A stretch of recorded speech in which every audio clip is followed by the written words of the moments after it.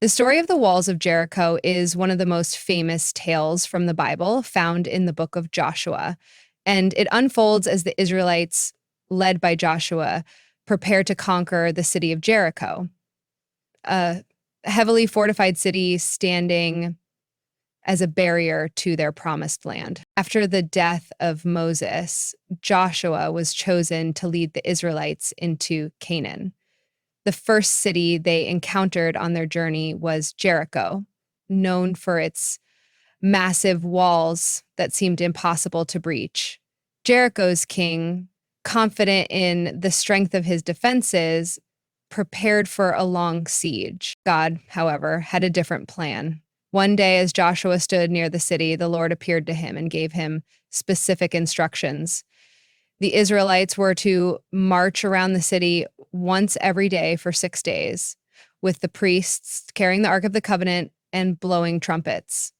On the seventh day, they were to march around the city 7 times, and on the final lap, the priests would sound the trumpets loudly. At that moment, the people were to shout, and God promised that the walls would collapse. Obeying God's instructions, Joshua and his people began the strange march. Each day, they circled the city in silence with the priests' trumpets sounding a steady, reverberating note. On the 7th day, the tension in the air was palpable. The Israelites marched around Jericho 7 times.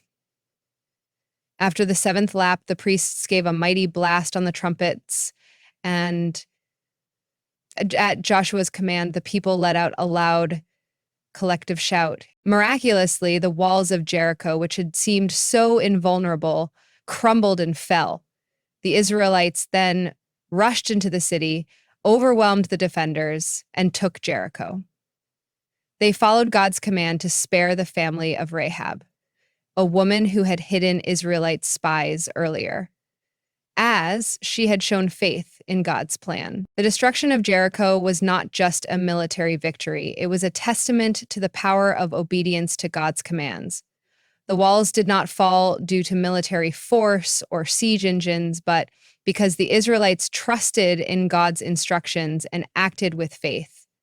This event became a symbol of God's ability to overcome even the most insurmountable obstacles, reinforcing the belief that with faith and obedience, no barrier is too great to overcome.